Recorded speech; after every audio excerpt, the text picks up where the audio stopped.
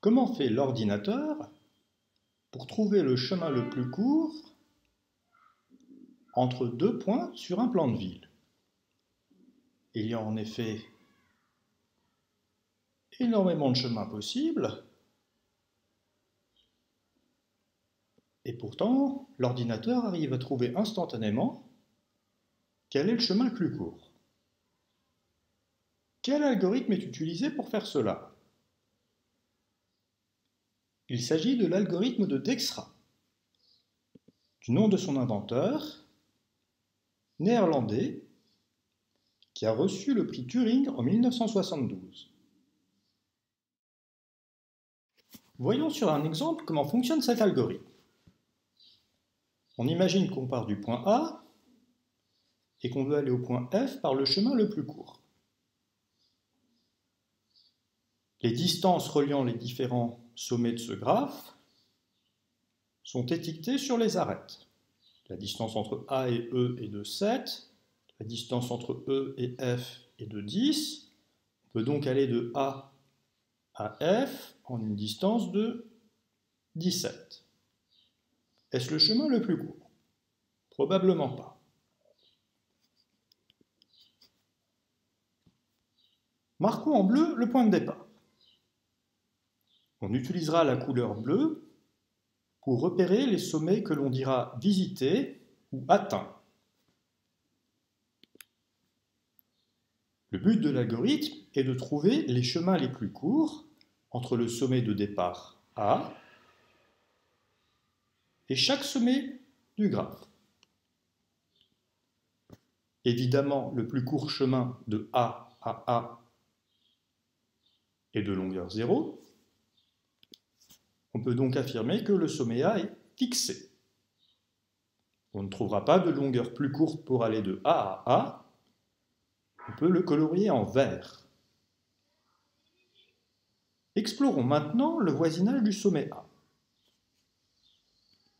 Nous pouvons aller en C en une distance de 8. Nous pouvons aller en B en une distance de 6. Et nous pouvons aller en E en une distance de 7.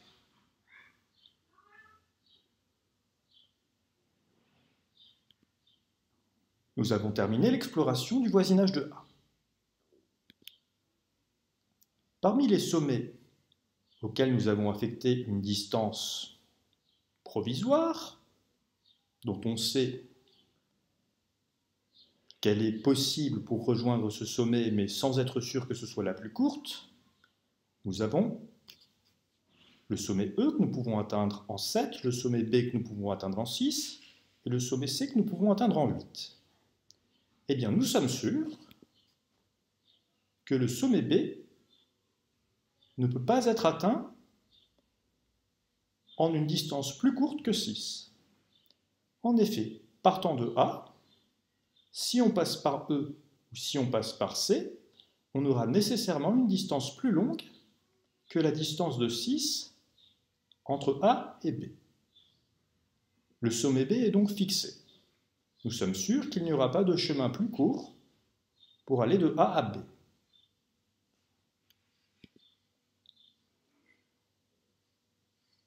Continuons l'algorithme. Explorons maintenant le voisinage du sommet B. Nous pouvons aller au sommet E, ce qui nous donne une distance totale de 6 plus 5, 11. Mais nous savons qu'il est possible d'aller en E en partant directement de A avec une distance de seulement 7. Nous n'avons pas besoin de garder cette possibilité pour chercher le chemin le plus court de A à E. Continuons l'exploration du voisinage de B. De B, nous pouvons aller en D, et nous obtenons une distance totale depuis A de 6 plus 4 égale 10. Nous pouvons également aller en C, et la distance totale en partant de A est alors de 6 plus 2 égale 8. Observons maintenant parmi les sommets non fixés, mais déjà visités, c'est-à-dire ceux qui sont bleus, celui qui a la distance provisoire la plus courte. Il s'agit du sommet E. L'algorithme nous assure que la distance la plus courte de A à E est celle-ci. Elle est de 7 et le sommet E est maintenant fixé. Nous allons explorer son voisinage.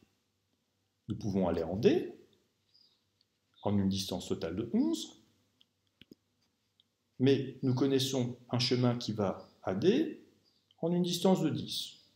Nous oublions ce chemin passant par E pour aller à D, étant donné que le chemin passant par B est plus court. Continuons l'exploration du voisinage du sommet E.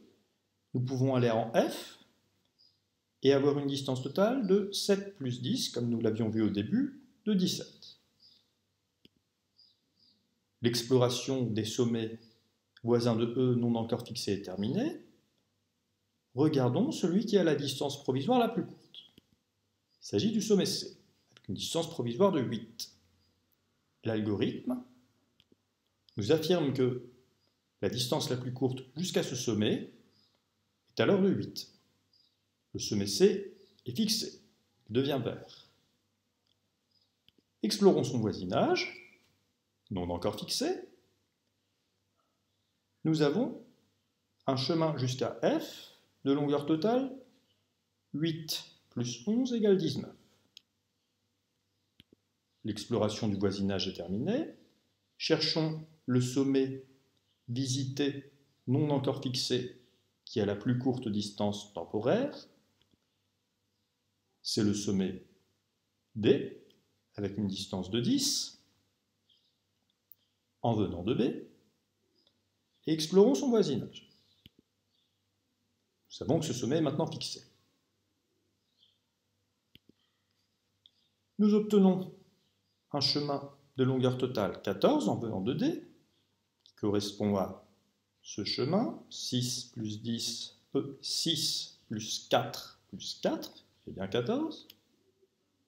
Et l'exploration du voisinage de D est terminée. Il ne reste plus qu'un seul sommet non fixé.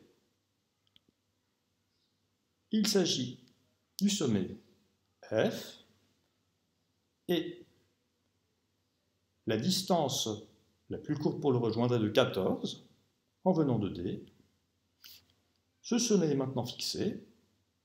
Nous avons donc trouvé toutes les distances les plus courtes en partant de A pour chacun des sommets, et la distance la plus courte pour aller de A à F est de 14 en venant de D. La distance la plus courte pour aller à D est de 10 en venant de B, et la distance la plus courte pour aller à B est de 6 en venant de A. Si bien que le chemin le plus court pour aller de A à F est le chemin A, B, D, F, et sa longueur totale est de 14. Ainsi fonctionne l'algorithme de Dijkstra.